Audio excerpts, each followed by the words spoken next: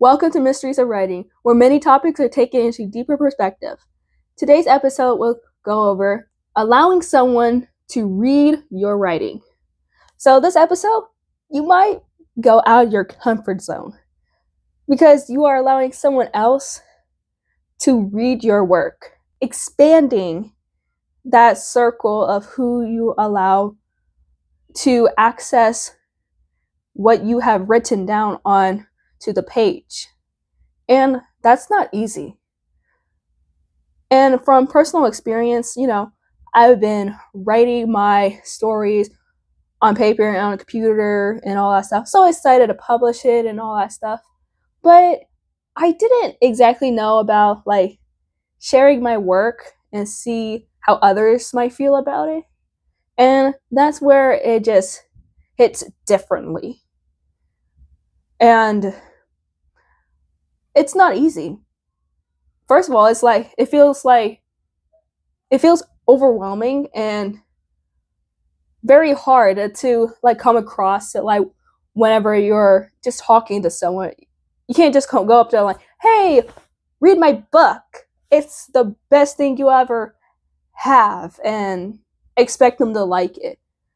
And part of it is knowing your crowd and knowing the people and what they're interested in and what they might not be into, and the level that you're comfortable of allowing them to read your book or story or even your writing, whether you're going to publish it or not. That's actually a lot for yourself to take in and put yourself out there. The first person I allowed to read my writing was my bus buddy on the bus, and I allowed her to edit my writing as well. And there was common grammar errors and all that stuff, but as she was reading over it, she was understanding the story, and it was pretty good. And I felt comfortable of sharing to her about my stories and what I want for the book series and all that stuff. And writing in general, I was very comfortable to talk to her about it, and she would talk to me about the writing, the books that she's been writing and wanting to publish, and we really had that connection that it just clicked. And we were very comfortable to share each other's writing. So it's really about getting to know the person, their interests, and goals, if they're similar to yours, and make sure that you're comfortable, because you don't want to just give it to someone and you're like, oh, I should have gave it to them, they might have probably I don't know, just never said something back. I actually did that a few times. I sent it to a friend and I was like, hey, check back to me when you finished it. And I was like, I never got any word about it. I didn't want to bother that person. Hey, have you finished reading it? Because you would rather assume that they read it rather than just not get into it at all and be a bug about it. Because I guess being a bug about have you read the book, have you read it, they're probably gonna be less likely to do so because you just keep on bugging them and stop. Not saying I never did that, by the way, but I was like, I highly doubt she read it. So yeah, and I did that a couple times. I shared the first 2 chapters of my first book with someone else. They read it. It was pretty good, and this was actually at the time when I was like, hey, can you create some character designs? So I sent the entire manuscript. That on the side it had comments that highlighted the character and their description. And funny to know, the person only completed 5 of those designs out of 13 I had. I gave this person 3 months to make the character designs, and I had the descriptions right there. I even sent references, like rough references of images of what they should look like. And let me tell you something. It's bad. It's bad.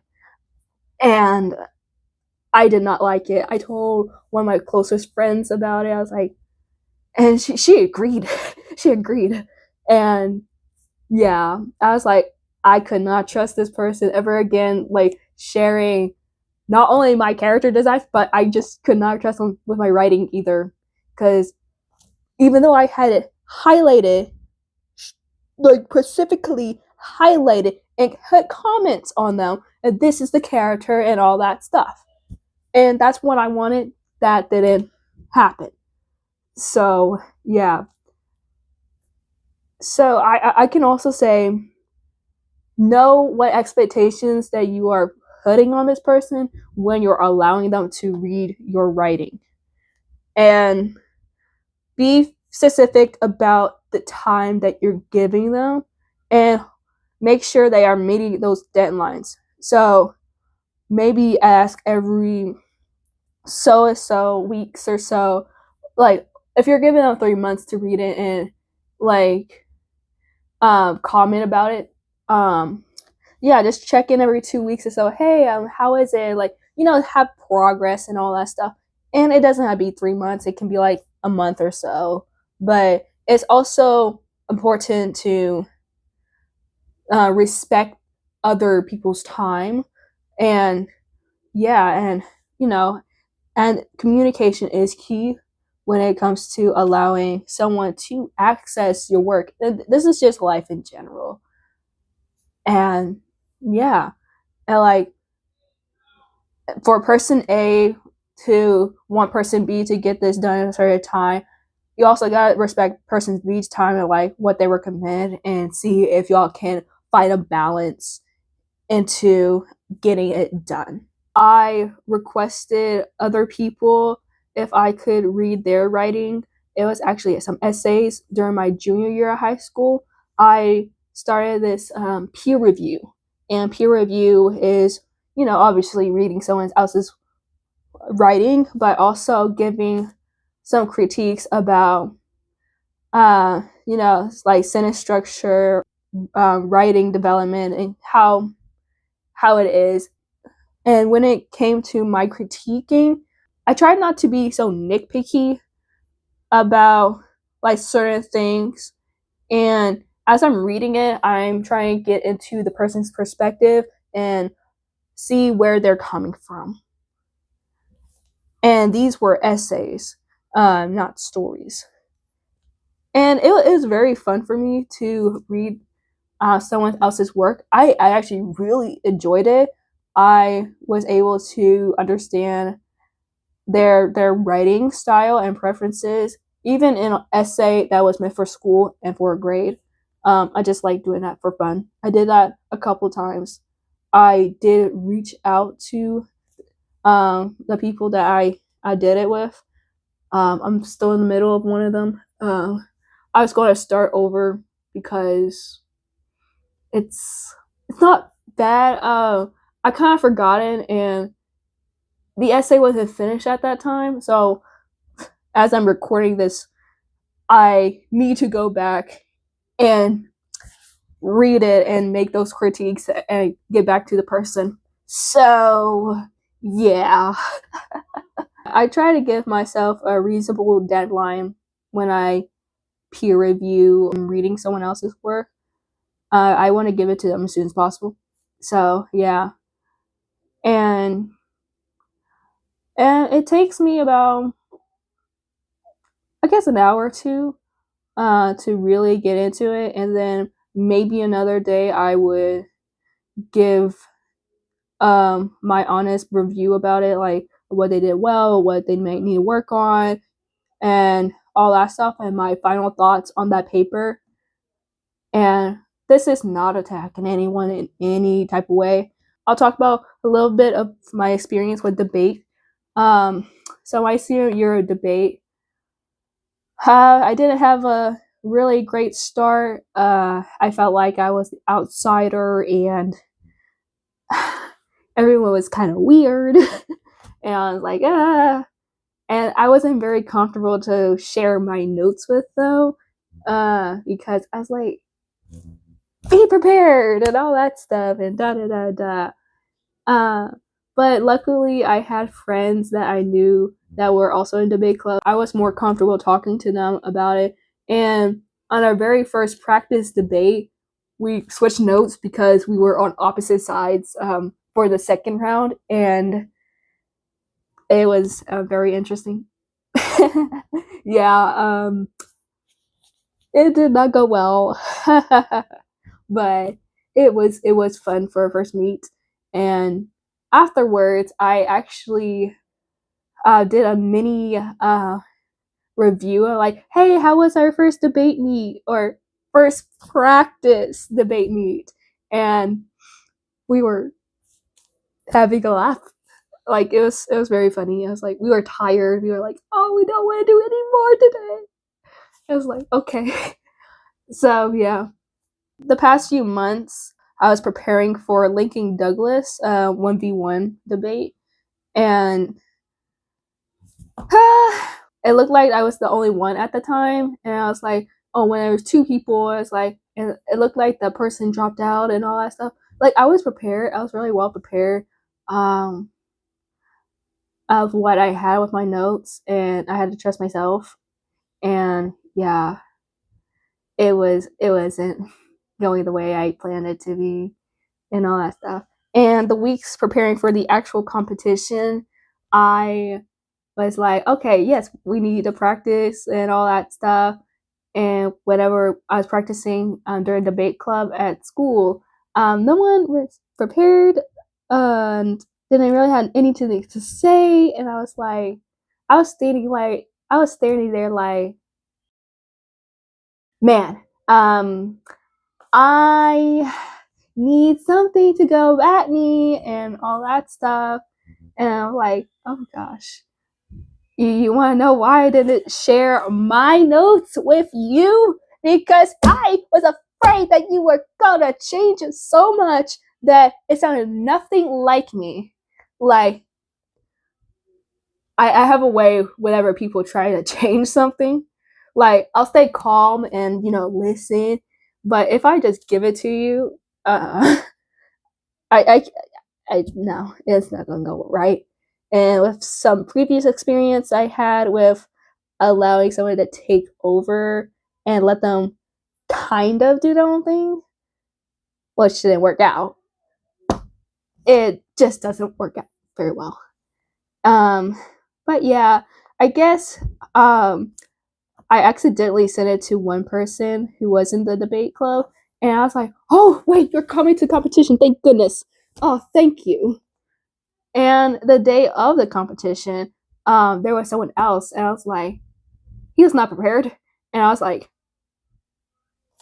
I was about to throw a fit, but in the nicest way possible. Yeah, I was like, here, I can show you the document. There, good luck. And funny to know, with that debate, I was very outspoken and confident and all, but it was like, okay, when the first judge thought I was attacking my opponent, which I clearly wasn't, he was clearly off topic and all that stuff. Oh my gosh. If I could get my friend on this podcast, she could tell you.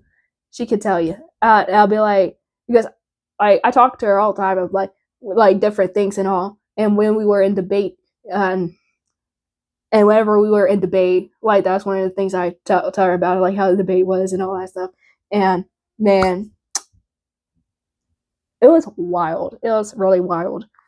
But that's my experience with debate and trying to share my notes. Debate made it onto this episode. I just can't believe it. But sharing your writing, it doesn't always have to be someone reading it. It can also be allowing them to enter your creative space. So like the early writing process, and coming up with the story that you want to tell.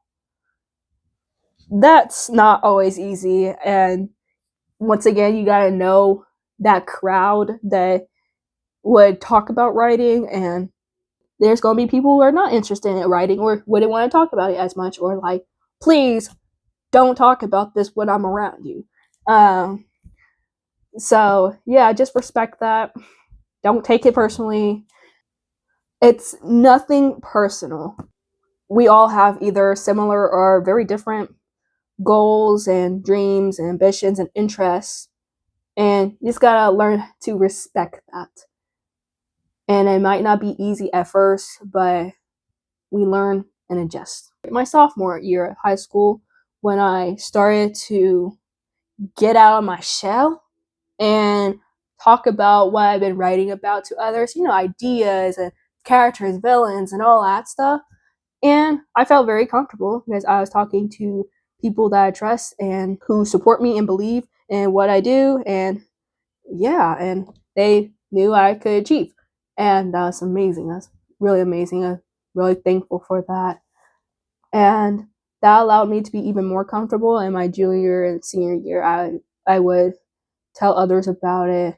I would be confident to say it, and don't allow anyone to tear me down or tell me you can't do that, or oh in your dreams.